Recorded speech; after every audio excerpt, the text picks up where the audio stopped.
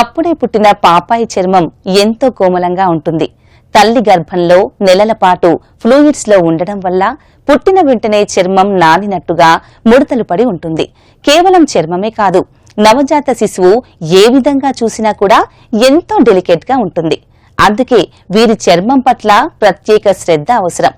అందుకే నవజాత శిశు చర్మ సంరక్షణ గురించి తప్పనిసరిగా తెలుసుకోవాల్సిన విషయాలన్నింటినీ కూర్చి ప్రత్యేకించి కొత్తగా తల్లి అయిన స్త్రీల కోసం ఈనాటి జీవనరేఖ చైల్డ్ కేర్ రూపుదిద్దుకుంది. మరెందుకు ఆలస్యం, బుజ్జి పాపాయిల చర్మ సంరక్షణ గురించి తెలుసుకుందామా?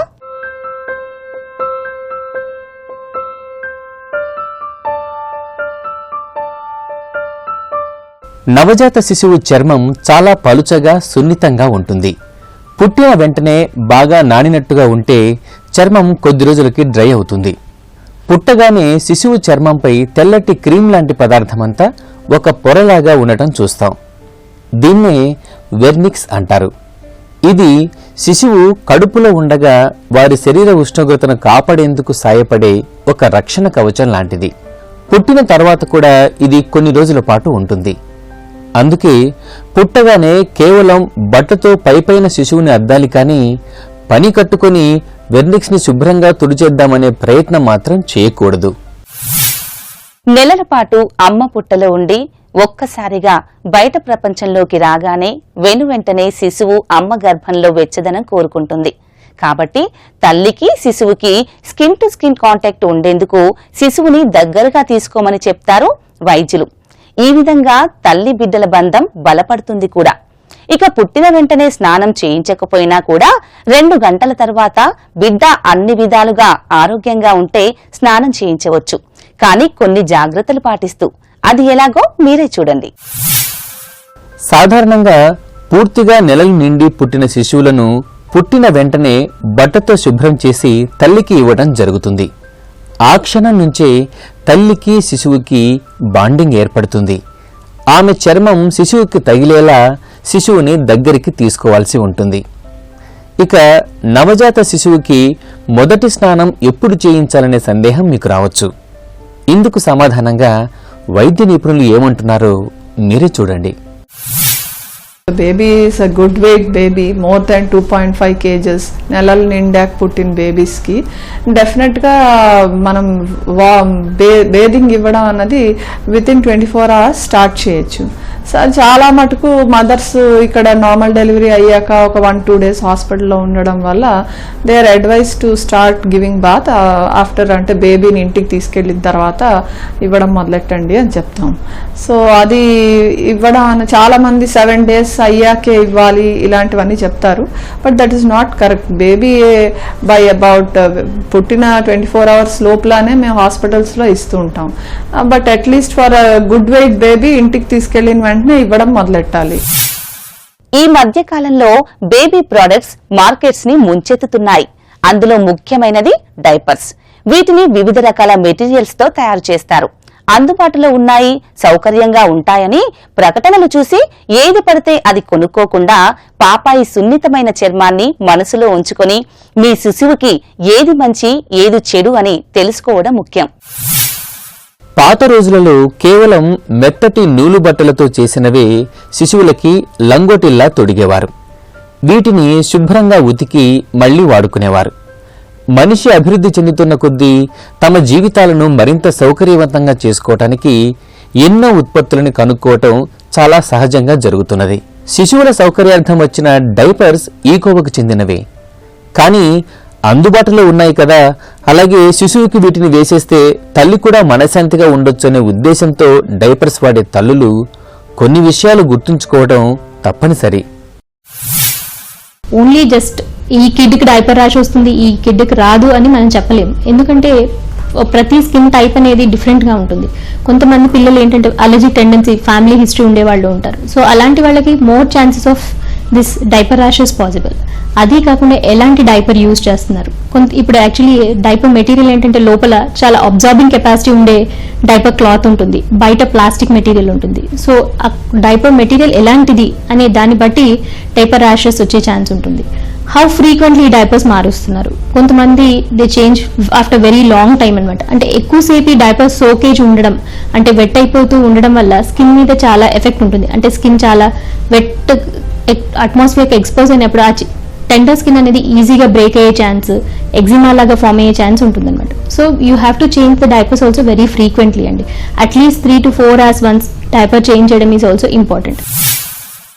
మంచి క్వాలిటీ కలిగి ఉండి ఎక్కువ యూరిన్ని పీల్చుకునే గుణం ఉన్న డైపర్స్ని ముఖ్యంగా తల్లి పాలు తాగే శిశువుల్లో వాడుతూ ఉంటే వారు ఎక్కువసార్లు మోషన్ చేసే అవకాశం ఉంది. కాబట్టి డైపర్ని మధ్య మధ్యలో చెక్ చేసి అవసరం మేరకు మార్చడం మంచిది. డెలివరీ అయిన తర్వాత తల్లి శిశువు హాస్పిటల్ నుంచి ఇంటికి వస్తారు.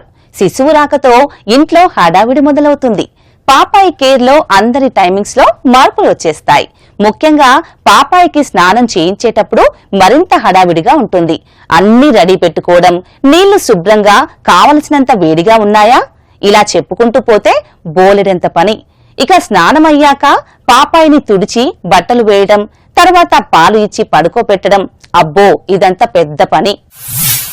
సాధారణంగా కొందరు శిశువుల్లో చర్మం మీద సన్నటి కేశాలు ఎక్కువగా ఉండటం చూస్తాం. ఇవి తొలగించాలనే తాపత్రయంతో చాలామంది స్నానానికి పిండిని వాడుతూ ఉంటారు. కానీ ఈ నూగులాంటి కేశాలు వాటంతట అవే శిశువు పెరిగే కొద్దీ తొలగిపోతాయి. కేవలం మాయిశ్చరైజర్ అధికంగా ఉండే బేబీ సోప్స్ని వాడితే సరిపోతుంది. పుట్టిన వెంటనే చిన్న బేబీస్కి, కొంతమంది బేబీస్కి ఎక్కువ హెయిర్ అన్నది ఉంటుంది. ఎస్పెషలీ ప్రీటర్మ్ బేబీస్, అంటే నెలలు నిండక ముందే పుట్టిన బేబీస్కి కొంచెం హెయిర్ అన్నది ఎక్కువగా ఉంటుంది. It is called lanugo hair. అది ఉండడం వల్ల అదేది అబ్నార్మల్ ఫీచర్ అయితే కాదు, it is a normal feature.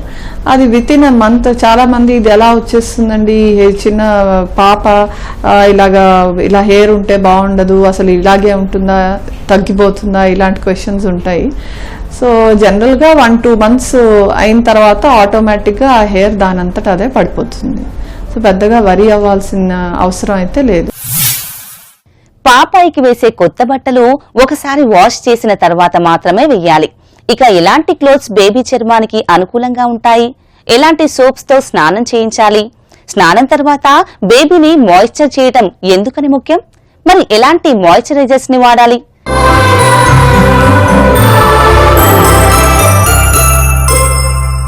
సాధారణంగా అప్పుడే పుట్టిన పాపాయిలకి సోప్స్ తో స్నానం చేయించాల్సిన అవసరం ఉండదు. సోప్స్ వాడక వల్ల అప్పటికే కోమలంగా ఉండే వారి చర్మం మరింత పొడిబారుతుంది. ఇక 1-2 రోజులు గడిచిన తర్వాత చాలా మైల్డ్ గా ఉండే సోప్స్ లేదా లిక్విడ్ బేబీ వాష్ తో పాపాయికి స్నానం చేయించవచ్చు. స్నానం చేయించాక పాపాయి శరీరాన్ని మాయిశ్చర్ చేయడం చాలా ముఖ్యం.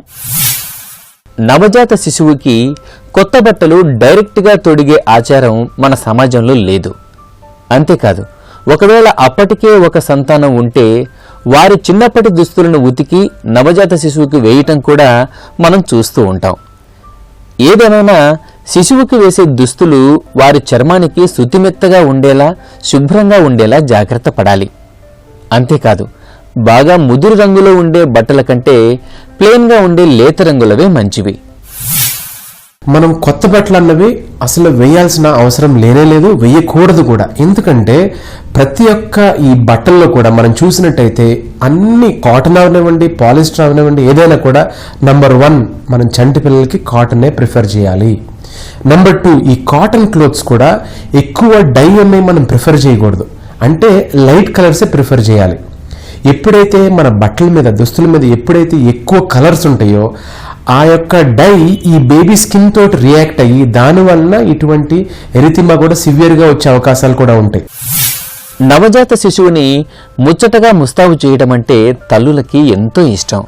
వారికి శుభ్రంగా స్నానం చేయించి సాంబ్రాణి పెట్టి ఆ తర్వాత శరీరం మారిన తర్వాత పౌడర్ ప్యాడ్తో పౌడర్ అద్దటం, ఆ తర్వాత దిష్టి తగలకుండా కాటుక, బొట్టు పెట్టడం కూడా మన సమాజంలో ఆనవాయితీగా వస్తుంది. కాటుక పెట్టడం వల్ల కళ్ళు మరింత తెరుచుకుంటాయనే భావన కూడా మన సమాజంలో చూస్తాం.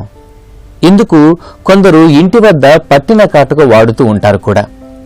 కానీ వీటి వల్ల ఎంతవరకు ప్రయోజనం ఉంటుంది అనే సందేహం రావచ్చు. బొట్లెట్టడం అన్నది అవి పేరెంట్స్ చాయిసెస్కి వదిలేయడం తప్ప పెద్దగా they are not advisable or a paediatrician a doctor కూడా పెద్దగా అవన్నీ పెట్టండి అని కూడా చెప్పరు. అలా అని పెట్టద్దని చెప్పాం, because that choice is not hours, that is a parents choice. So దానివల్ల కాకపోతే ఏంటంటే కాటిక బాగా ఎక్కువ పెట్టడం వల్ల ఏంటంటే ఆ బ్లాక్ పార్టికల్స్ అన్ని బేబీ ఐలోకి వెళ్ళి రిపీటెడ్ వాటరింగ్ రావడం, కొంతమందికి రెడ్నెస్ రావడం, because they are very sensitive in all ways. So అది జాగ్రత్తగా కేర్ తీసుకుంటే బెటర్.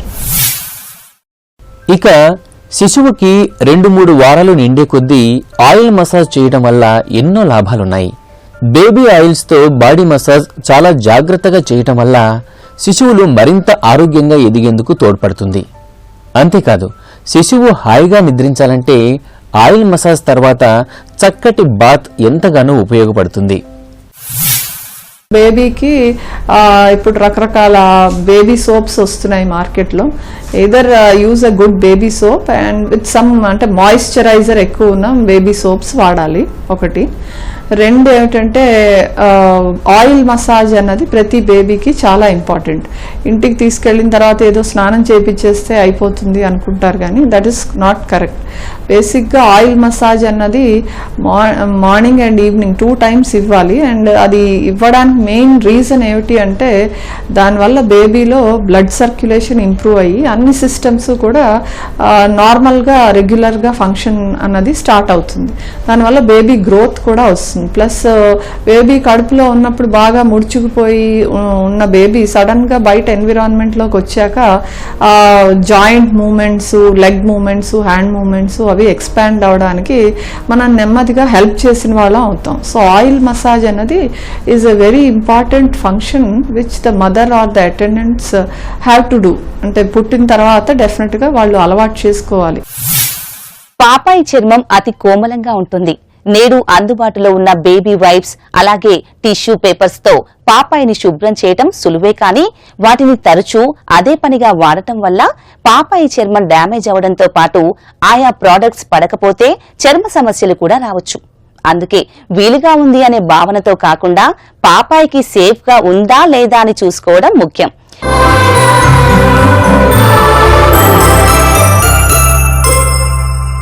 నేడు పుట్టిన క్షణం నుంచే శిశువుకి డైపర్స్ వాడుతూ ఉండటం చాలా సాధారణంగా చూస్తున్నాం. ఇవి ఎంత కన్వీనియంట్ గా ఉంటాయో సరిగ్గా మెయింటైన్ చేయకపోతే అన్ని ఇబ్బందులను తీసుకువస్తాయి. నాపీ వేసేశాం కదా అని వదిలేస్తే ఇబ్బందే. డైపర్స్ వాడుకలో తీసుకోవాల్సిన జాగ్రత్తల గురించి ఇప్పుడు చూద్దాం. సాధారణంగా శిశువు పుట్టిన 1-2 నెలల వరకు శిశువు పాలు డిమాండ్ చేసినప్పుడల్లా తల్లి పాలు ఇవ్వడం వల్ల, అలాగే మోషన్ కూడా ఎక్కువ సార్లు పోతుండడం వల్ల శిశువుని పదే క్లీన్ చేయడం అవసరం పడుతుంది. ఇందుకు డైపర్స్ అలాగే బేబీ వైప్స్ కూడా నేడు అందుబాటులో ఉన్నాయి. ముఖ్యంగా బేబీ వైప్స్ ని చాలా సులభంగా శిశువుని క్లీన్ చేసేందుకు నేడు విరివిగా వాడుతున్నారు. వీటిని పదే వాడటం వల్ల, గట్టిగా తొడవటం వల్ల శిశువు చర్మం డ్యామేజ్ కావచ్చని గుర్తుంచుకోవాలి. బేబీ రోజుకి 8 to 10 times మోషన్ చేసేటప్పుడు ఎవ్రీ టైం ఫీడింగ్ తర్వాత మోషన్ చేస్తుంది, అంటే 8 to 10 times చేస్తుంది. చేసేటప్పుడు క్లీనింగ్ కూడా అస్తమానం గుడ్డలతో అది గట్టిగా రాయడం వల్ల స్కిన్ అది ఊడిపోతూ ఉంటుంది. దానివల్ల కూడా రెడ్నెస్ వస్తుంది. సో గుడ్డలతో తొడవడం అన్నది కరెక్ట్ కాదు. సాధ్యంత వరకు నీళ్లతో వాష్ చేయాలి, లేదంటే కాటన్ బాగా తడిపి ఇలా జస్ట్ అద్ది వదిలేయాలి. అంతేగాని బాగా గుడ్డలతో ప్లస్ టిష్యూ పేపర్స్తో, టిష్యూ పేపర్ అన్నది కూడా వాళ్ళకి ఆ ఏజ్లో వైప్స్ అనేవి వాడుతూ ఉంటారు. దానికి ఉన్న సింథటిక్ మెటీరియల్ కూడా బేబీ స్కిన్కి మ్యాచ్ అవ్వదు. So they very sensitive. So rashes రావడం అవి ఉంటాయి. సో బెస్ట్ థింగ్ ఈజ్ తడి కాటన్ కానీ హ్యాండ్ వాష్ కానీ వాష్ చేసేస్తే వాటర్తో బేబీ ఎంతో హ్యాపీగా క్లీన్గా ఉంటుంది. ఒకవేళ డైపర్ వల్ల ర్యాష్ రావడం గమనిస్తే దానిని వదిలేసి మళ్లీ డైపర్ వాడటం ద్వారా ర్యాష్ తో ప్రభావితమైన ఆయా ప్రాంతాలు గాలిబారక మరింత తీవ్రం కావచ్చు. ఇలాంటి పరిస్థితిలో ప్రథమ చికిత్సగా ఏం చేయాలి, అలాగే డైపర్ తప్పనిసరిగా వాడే శిశువుల్లో ఎలాంటి జాగ్రత్తలు తీసుకోవాలో తెలియచేస్తున్నారు వైద్య నిపుణులు. యూజువల్లీ ఇది ప్రివెంట్ చేయాలి ఎలా అంటే first level of prevention is if possible try to avoid, అంటే అవాయిడ్ చేయగలిగే సిచ్యుయేషన్స్ లో please avoid this plastic diapers అంటే ప్లాస్టిక్ కవర్ ఉండేవి అండ్ పైన కూడా ఎక్కువ టైట్ గా ఉండే ప్లాస్టిక్ స్టిక్కర్స్ లాగా ఉంటాయి, అలాంటి డైపర్స్ అవాయిడ్ చేయడం బెటర్. అండ్ ఎక్కువ అబ్జార్బెంట్ కెపాసిటీ ఉండే డైపర్స్ యూజ్ చేయడం బెటర్ అండి. ఈవెన్ ఎక్కువ అబ్జార్బెంట్ కెపాసిటీ ఉంది కదా అని we need not change the diapers frequently అని కాదు, we have to definitely change them every 4 to 5 hours. And soakage ఉంది అంటే ఈవెన్ బిఫోర్ డైపర్స్ చేంజ్ చేయాలి.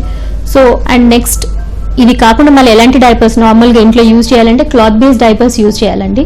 And wash them without antiseptic lotions, normal just soap and వాటర్తో use చేయొచ్చు. In case required అంటే some chemicals which are only suitable for that age group మాత్రమే use చేయాలి. And please avoid all this commercial available antiseptic lotions అండి.